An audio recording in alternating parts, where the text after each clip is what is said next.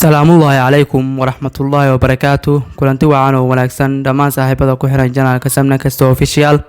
Fadlan janaalka hadaa ku cusub tahay subscribe noo saar, gambaleelkana furo si markasta ay kuu soo gaaraan muuqaalada xiisaha badan halkana ku soo gudbino. Saaxiib waa ku mahadsan tahay haddii aad hore noola joogtay janaalka wax ka codsanayna muuqaalkan noo leegarayso.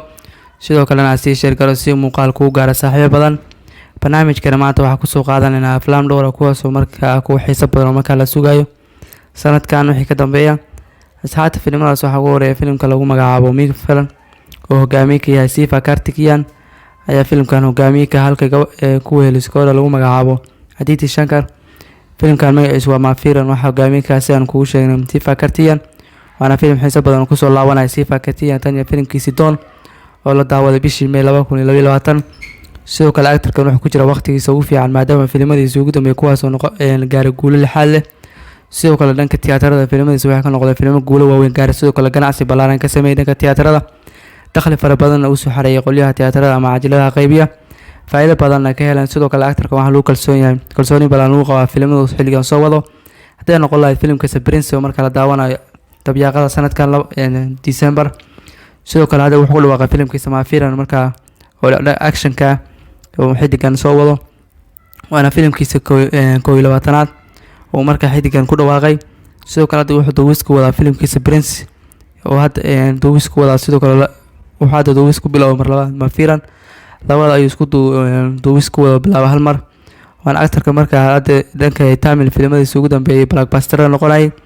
sidoo kale actor kaliya marka laba film oo waaweyn markaas soo baxeen haddii noqon lahayd filimkiisii Doon iyo filimkii ka horeeyay Doctor. sidoo kale 2019 waxaa soo baxay filimkiisii Hero ayaa soo baxay kaasoo noqday super hit weyn. sidoo kale filimkaas waxaa ku weheliyay Arjun Sarja ayaa filimkaas door muhiim ah kala qaatay, waana filim xiiso badan oo filimkaas. sidoo kale hadda waxaa labada filim ay u diyaarsan xiddigan Maafiran iyo filimka lagu magacaabo Prince, waana filmo xiiso badan oo actorkan ku qabsanaya dhankaasi fanka Tamil. actorkan inta badan wuxuu doortaa filimada sheekadu aad u wanaagsan tahay, sidoo kale muuqaaladiisa la tayeeyay. sidoo kale actorkan wuxuu ku jira actorada ugu saameynta badan marka la joogo dhankaasi Tamil fankooda loo yaqaan Kollywood xaruntooda tahay magaalada Chennai. sidoo kale xiddigta lagu magacaabo Aditi Shankar ayaa filimkan waxaa looga dhigay actrishada koowaad. sidoo kale filimkan weli lama shaacin doorarka ka qayb qaadan doona ama doorarka supporting-ka actorkan doorarka qaadan kala. sidoo kale filimkan waxaa director-ka ninka lagu magacaabo Madowa Ashan ayaa filimkan director looga dhigay. sidoo kale filimkan xiisaha badan waxaa la qorsheeyay marka la daawado horaanta sanadka 2023 ama xayaadan sanadka 2023 ayaa filimkan sida qorsheeyay marka xiddigan tiyaatarada loo saaro. sidoo kale filimkan waxaa ka soo horeyn doona filimka Prince oo marka xiddigan oo hadda duubis ku wado. sidoo kale actorkan filmo badan ayaa u diyaarsan. sidoo kale asxaabta filimkan haddii marka wax badan ay ka soo kordhaan ama doorka xiisaha badan marka qaadan doono ninka lagu magacaabo Sifa Karthikeyan waa la soo wadaagi doonaa. sidoo kale filimkan waxaa laga soo bandhigay teaser kooban oo marka lagu xayeysiinayo doorka uu qaadanayo Sifa Karthikeyan. waa door xiiso badan iyo actionka marka uu sameynayo Sifa Karthikeyan aad iyo aad ayaa looga helay dhanka YouTube-ka filimka laga soo bandhigay. sidoo kale views badan marka ka sameeyay dhankaas YouTube-ka. sidoo kale amaan balan ayaa loo soo jeediyay filimkan marka hogaamiye ka yahay Sifa Karthikeyan. asxaabta filimkan wixii ka soo kordhana waa la socodsiin doonaa halkan nagala socday barteen Telegram-ka ku leenahay Samna Kasta Official. filimka labaad aan soo qaadanayna waxaa lagu magacaabaa Thirbu, waxaana hogaamiye ka Subritaanka caanka ah Prithviraj Sukumaran ka soo jeeda dhankaas Kerala ee xaruntooda tahay magaalada Kerala ama xaruntooda tahay fankaas iyo Mollywood-ka ama fanka loo yaqaan Malayalam. sidoo kale filimkan waxaa door muhiim ah ka qaadanaya Prithviraj Sukumaran waa Prithviraj Sukumaran walaalkay filimkan door muhiim ah ka qaadan doona. sidoo kale filimkan waxaa ku jira Sidiq iyo Saju Kurub, waana dhankaas iyo fanka fanka Mollywood-ka dadka ugu saameynta badan ayuu ka mid yahay. ninka lagu magacaabo Saju Kurub filmo badan oo marka laga leeyahay fanka Mollywood-ka ayuu ka soo muuqday. sidoo kale hogaamiyaha Prithviraj Sukumaran filmo badan hore ayuu la soo sameeyay noqon lahayd filimkii Driver License ayuu kala soo muuqday. sidoo kale filimkan actrishada waxaa looga dhigay gabadha lagu magacaabo Yesha Talwar ayaa filimkan doorka hogaaminta ama doorka actrishada filimkan qaadan doonta. waxaana filimkan director-ka ninka lagu magacaabo Rashid Ambad, waana film xiiso badan oo markaa ku dhawaaqay ninka lagu magacaabo Prithviraj Sukumaran oo ku jira waqtigiisa dahabiga oo markaa noqday actorka marka ugu saameynta badan fanka Mollywood-ka markii laga soo horaantii sanadka 6 bilood ugu horeysay sanadka 2022. waana actor kaliya markaas 6 bilood ugu horeysay soo baxay laba film waaweyn kuwaas oo noqday blockbuster waaweyn. haddii noqon lahayd filimkii Jana Gana Mana oo markaa noqday blockbuster weyn oo soo baxay 3 bilood ugu horeysay. sidoo kale waxaa ku xigay filimkiisii Kadhuufa kaasoo noqday blockbuster weyn oo maalmihii ugu dambeysay OTT-ga lagu soo fasaxay aan la daawanay. sidoo kale markaa ahaa filim aad u wanaagsan markaa ku xarakay ninka lagu magacaabo Prithviraj Sukumaran.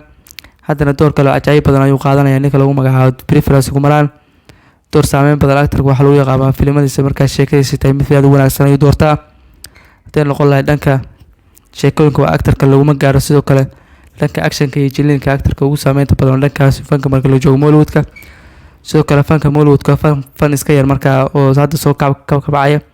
filmadana waxaa lagu sameeyaa ku dhawaad 10 kor ilaa 20 kor ayaa filmada badankood lagu sameeyaa ama wax u dhaxeeya 1 kor ilaa 20 kor. sidoo kale filmada markii tiyaatarada la saaro ganacsi aad u ballaaran ayaa sameeya iyagu markaa gaaro ku dhawaad 50 kor ilaa 60 kor ayaa kor u dhaafaan filmada markaa ganacsiga ballaaran ay sameeyaan. haddii noqon lahayd filimkiisii ugu dambeeyay Kadhuufa waxaa lagu kharash gareeyay ku dhawaad 15 kor ilaa 20 kor oo u dhiganta $2 milyan Mareykanka. haddana filimkan wuxuu soo xareeyay ku dhawaad 50 milyan kor hadda ay raahday ayuu 50 kor ay soo xareeyay lacagta markaa rubiska India ayuu soo xareeyay iyadoo markaa lagu kharash gareeyay 15 kor. laba laab ayuu filimkan lacagtiisa oo markaa faa'iido laga helay. sidaas ayuu filimkan wuxuu ku noqday blockbuster weyn waana filimka sanadkan bishii June lacag ugu badan ka soo xareeyay dhankaasi fanka Malayalam. sidoo kale filimkan Thirbu wuxuu ku qabsan doonaa dhankaasi Malayalamka. sidoo kale filimkan qorshuhu wuxuu yahay in markaa tiyaatarada la saaro November 2022 waa sida qorshuhu yahay markaa tiyaatarada loo saaro xidigan.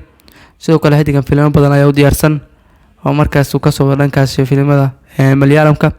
sidoo kale xidigan film weyn ayuu markaa sameyn doonaa markaa laga daawanayo Pan India movie noqon doona waana film markaa uu ku soo laabanayo Prithviraj Sukumaran wuxuuna ku noqonayaa Pan India star. filimkaas weli shaaca lagama qaadan xilliga rasmiga la daawan doono. asxaabta filimkan Thirbu wixii ka soo kordhana waa la socodsiin doonaa iyo xilliga rasmiga markaa la soo bandhigi doono trailerkiisa maadaama markaa filimkan la daawan doono November 2022 oo bisha 11 markaa la daawan doono. xilliga rasmiga taariikhda markaa ku beeran tahay xilliga rasmiga la daawan doono ayaa filimkan inoo soo gudbin doonaa. asxaabta wixii ka soo kordhana halkan kala socda iyo wixii macluumaadka filimkan ka soo kordha. haddii aan u soo laaban dhankaas iyo Bollywood-ka waxaa soo qaadanaynaa filimka lagu magacaabo Bola oo hogaamiye ka yahay superstar-ka caanka ah Ajay Devgan ayaa filimka doorka hogaaminta qaadan doona. hadda doorka tirshada qaadan doona xidigta lagu magacaabo Tabu oo markaa tirshaha 9-maadka filimkan ay ku soo laabanaysaa xidigtan.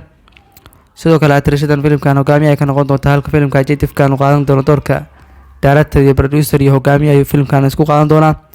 waa 3 waajibaad filimkan actor-kan xidiga dushaarsaday waana filimkii hore markaas Runway 34 isla doorkaas ayuu actor-kan markaas u qaatay. sidoo kale filimkan waxaa laga soo minguuriyay filimkii Kaithi oo markaa hogaamiye superstar-ka dhankaas laga dambeeyay Tamil Karthi ayuu filimka xidigan dib u sameynaya oo markaas wax ka dhigay dhankaas Bollywood-ka iyo markaa luqadda Afhindiga filimkan lagu daawado. waana filim xiiso badan oo markaa la daawan doono dabiiqada sanadka 2022. sidoo kale filimkan waxaa laga yaabaa in markaa uu gaaro sanadka 2023 maadaama filimkan uu yahay filim weyn ama big movie. sidoo kale filimkan xiisaha badan waxaa laga soo minguurisay ku sheegnay filimka Kaithi. sidoo kale filimkan waa ka ballaaranaya maadaama filimkan laga dhigayo mashruuc weyn oo ballaaran markaa lagu daawanayo Hindi idil. sidoo kale waxyaabo badan ayaa filimkan lagu daraya. sidoo kale waa la tayeyn doonaa. sidoo kale markaa actor-kan ama xidigan nagolka lagu magacaabo Ajay Devgan filimadiisa ugu dambeeyay waxay noqonayaan filmo markaas guuldareysta. sidoo kale Runway 34 filimku wuxuu noqday film disaster weyn khadaar laxaad ayuu kala kulmay xidiga lagu magacaabo Reeg Ajay Devgan. sidoo kale filimada ka horeeyay OTT-ga ayaa loo saaray xidigan. asxaabta filimkan waa filim xiiso badan ku soo laabanayo Ajay Devgan. sidoo kale filimka door saameyn badan ayuu ka qaadan doonaa ninka lagu magacaabo Ajay Devgan.